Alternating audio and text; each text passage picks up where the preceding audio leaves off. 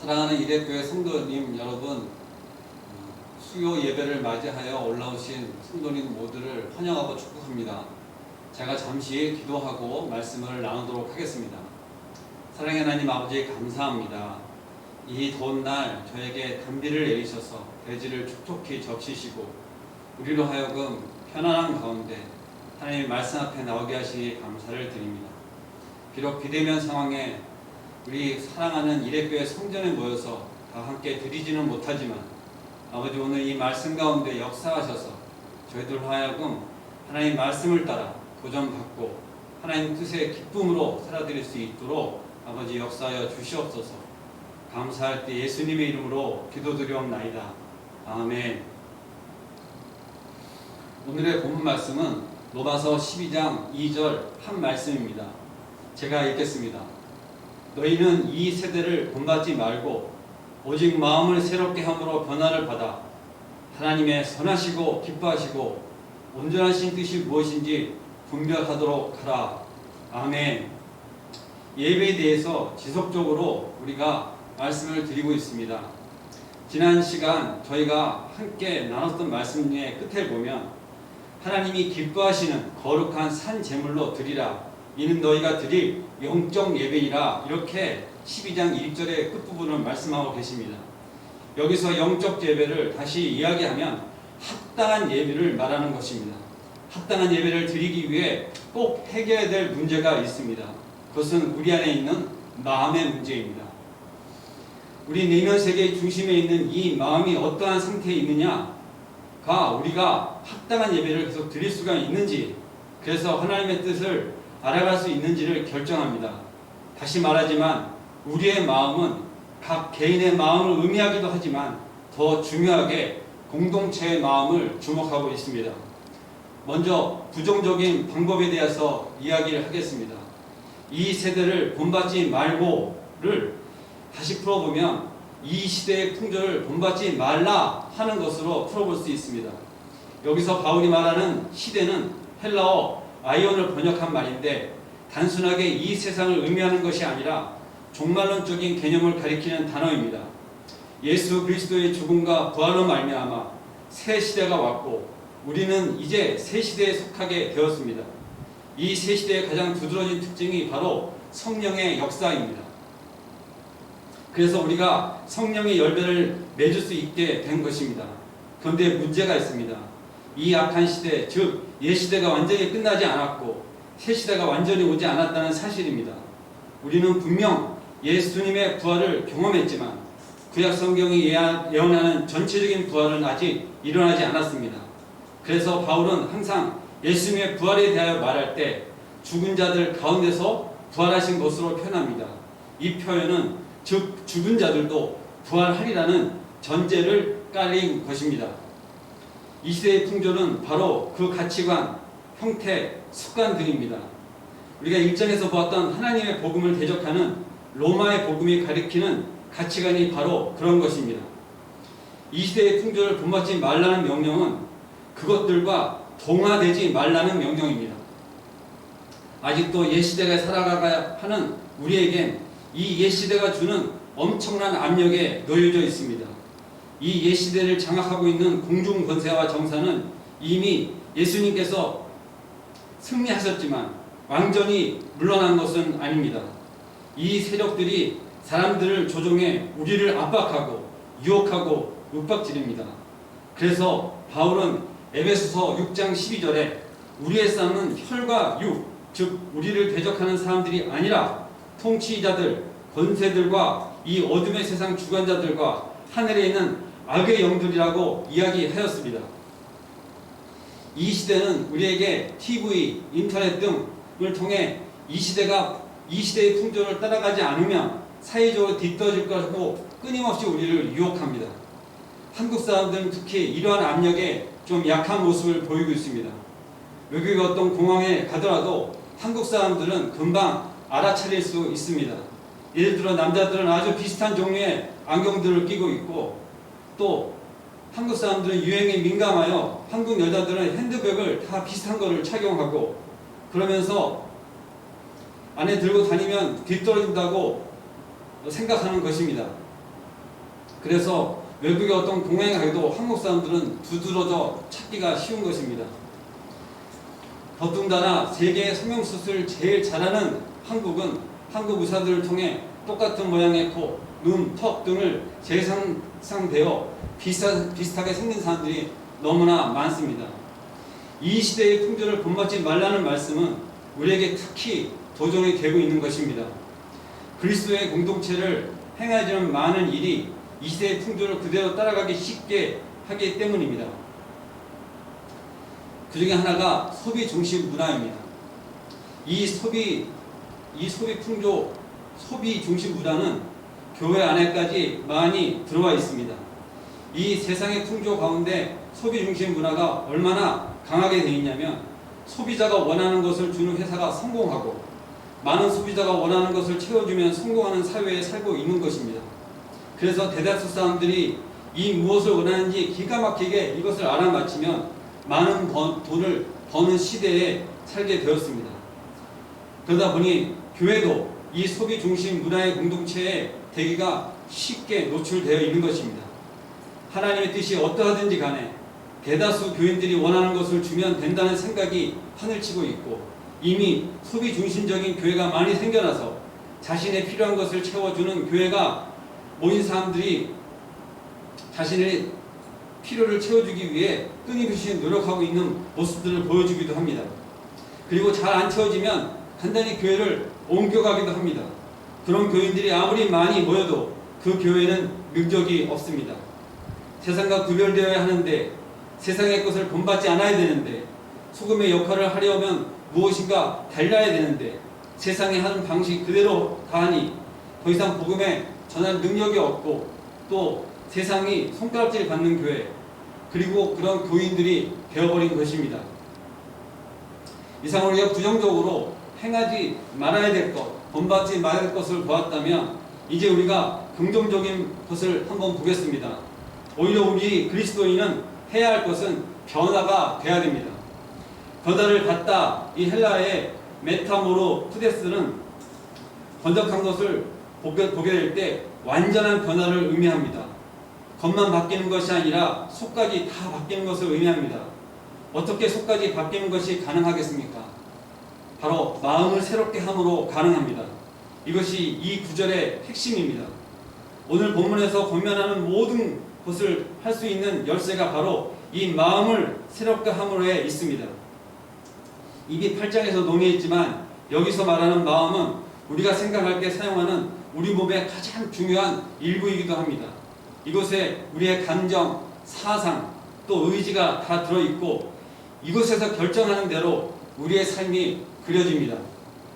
결국 이 마음을 어떻게 하느냐에 따라서 우리의 삶이 이 세상에서 본받아 동화될 수도 있고,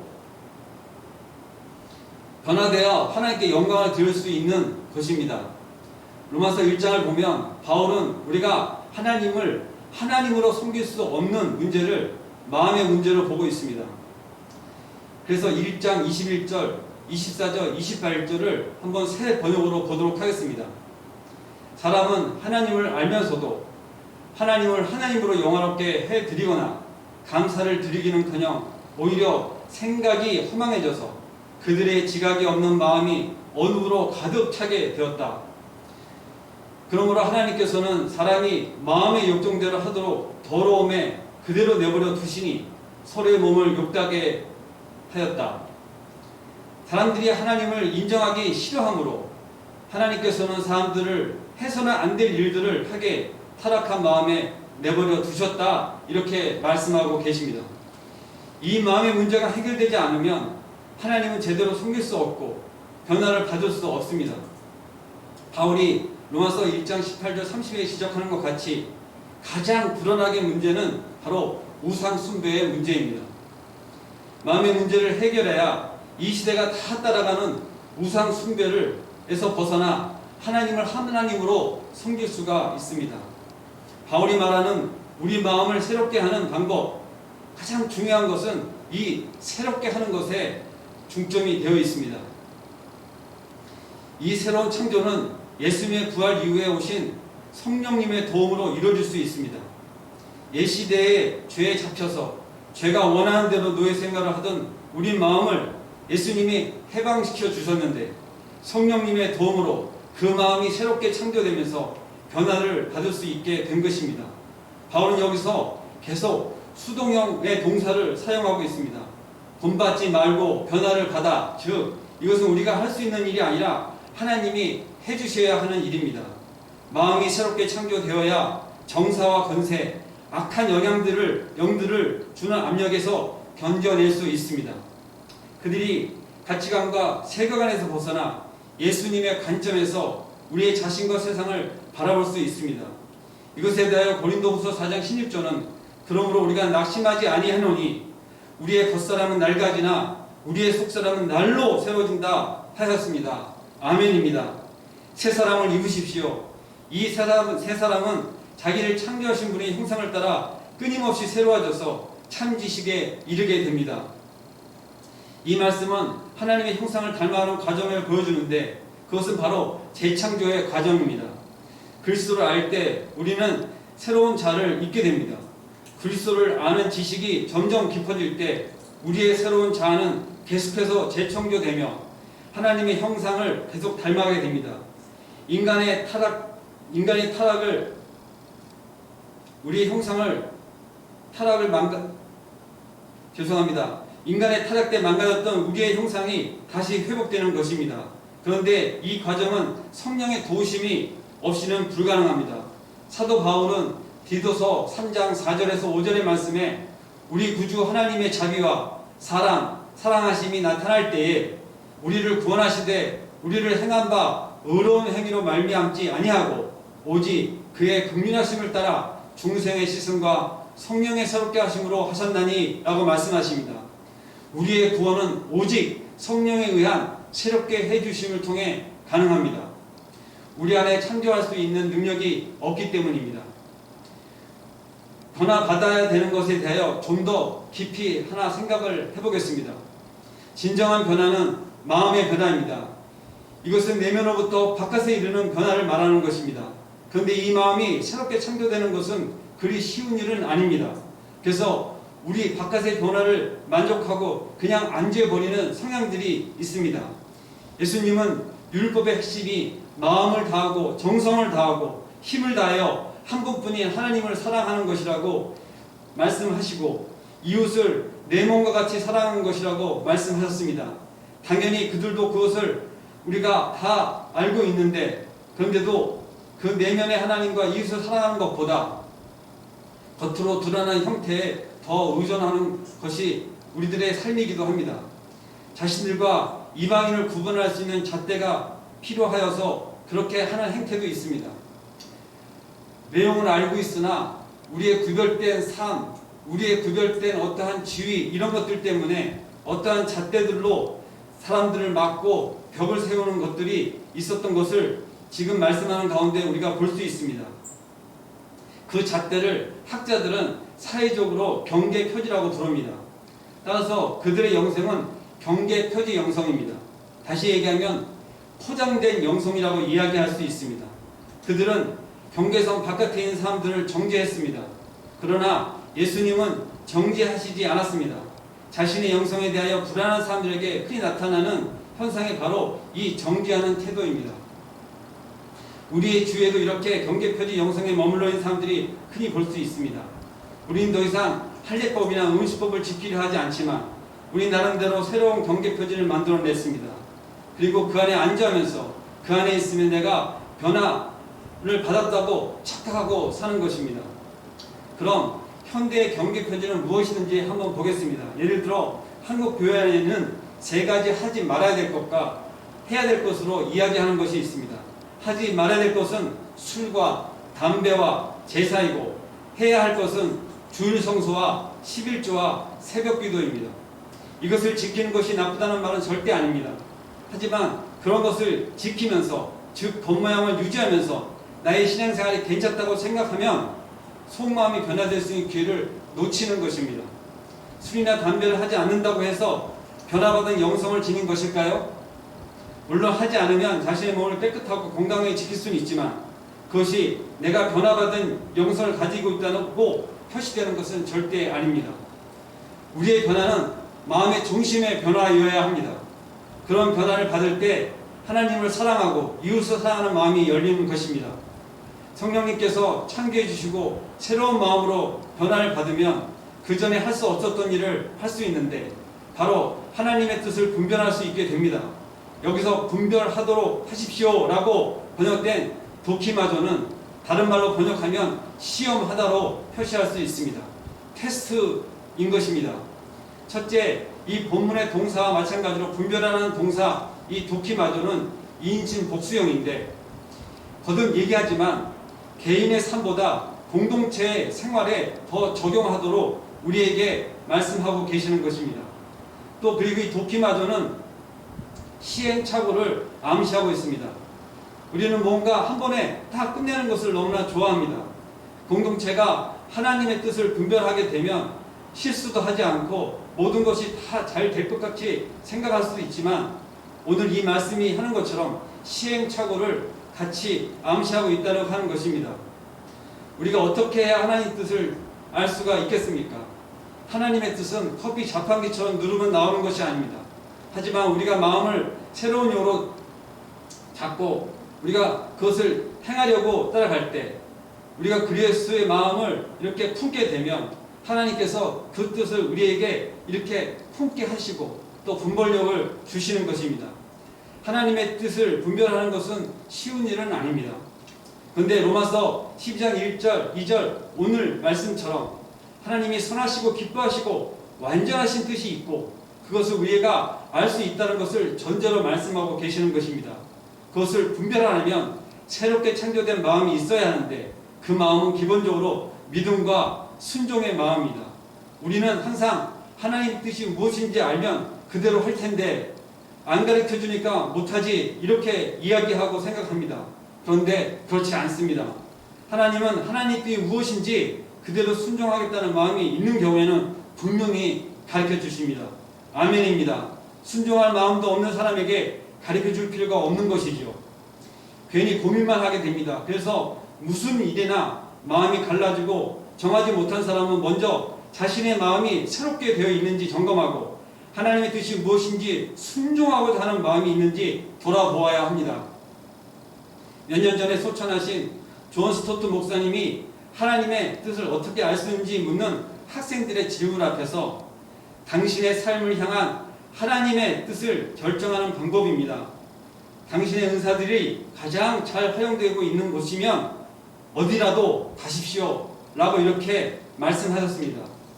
오늘 저는 말씀을 마무리하면서 그렇게 살아간 삶을 산 하나님의 자녀요, 하나님의 선교사요, 하나님의 그런 거룩하신 삶을 산 선교사님 한 분을 소개하고 이 말씀을 마치도록 하겠습니다. 서서평이라는 한국민을 갖게 된 독일계 미국 선교사 엘리자베스 셰핑에 대해서 이야기하고자 합니다.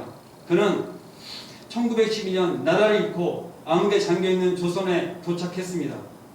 6살의 부모를 따라 독일에서 미국으로 이민한 그녀는 우리식으로 말하면 1.5세입니다.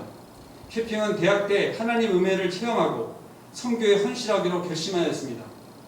그리고 하나님이 보내신 곳이면 어디든지 가겠다고 기도했습니다. 그것도 되도록이면 가장 어려운 곳으로 보내달라고 기도했습니다. 하나님은 그녀의 기도를 들으시고 그 당시 정말 열악했던 조선을 마음으로 품게 하셨습니다. 하지만 그녀가 조선으로 가기에 결정하는데 문제가 생겼습니다.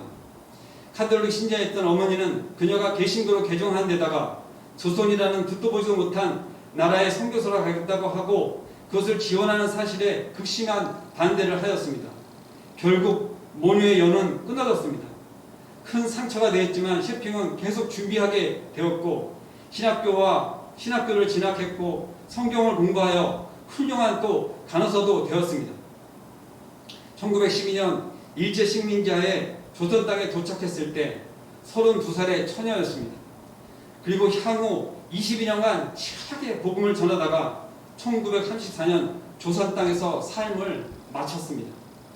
정계에는 그 당시 조선이 나라를 잃은 슬픔과 절망에 빠져 가난한 자들과 병든 자들을 돌볼 힘도 의지도 없다고 적혀 있었습니다. 그녀는 아무도 돌보지 않는 나병 환자, 가난한 고아와 과부들을 품고 그들을 섬기다 생을 마감했습니다. 14명의 아이들을 입양하였고 양아들과 딸로 키웠습니다. 소박받아 갈 데 없는 38명의 미망인들을 데려다 살면서 그들에게 평생 하나님의 말씀을 가르쳤고 54살에 자신을 돌보던 사람들로부터 병이 옮겨 소천하게 되었습니다. 영양실조가 그 병세를 더 악화시켰다고 합니다. 그녀의 죽음을 보도한 1934년 6월 28일자 동아일보의 제목은 이렇게 말하고 있습니다. 보리밥, 된장국과 고무실을 끌고 생활, 자기 몸과 재산을 돌보지 않고 전심력으로 교육, 자선에 이렇게 표지 제목을 하고 있었다고 합니다. 그녀가 죽었을 때 유품을 정리하러 갔던 어느 선교사는 그녀의 머리맡에 걸려있던 좌우명을 보게 됩니다. 성공이 아니라 섬김, not success but service. 회개함이 없이는 읽을 수 없는 그의 생애입니다. 시편 116편, 시편 12편의 12절에 시편 기자는 이렇게 묻습니다. 하나님께서 내게 주신 모든 은혜를 무엇으로 보답할꼬? 성공으로가 아닙니다. 섬김이 정답입니다. 많은 사람이 자신이 세상에서 성공하면 그것으로 하나님께 은혜를 갖겠다고 나섭니다. 그럴 수 없습니다. 성공이 아니라 섬김입니다.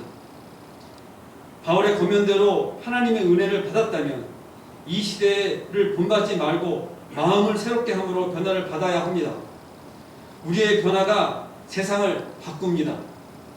세상을 변화시키는데 그렇게 많은 사람이 필요한 것도 아닙니다. 약간의 소음으로 한 그릇의 음식을 맛을 바꿀 수 있는 것처럼. 그런데 그 조금이 없어서 세상은 바뀌지 못하고 있는 것입니다. 우리나라의 기독교인은 20%에 달합니다. 그런데도 우리나라가 변하지 않는 이유는 우리가 소금의 역할을 다 하지 못하기 때문입니다. 많은 사람이 필요한 것이 아닙니다. 우리의 마음을 새롭게 함으로 변화를 받아도 세상은 바뀝니다.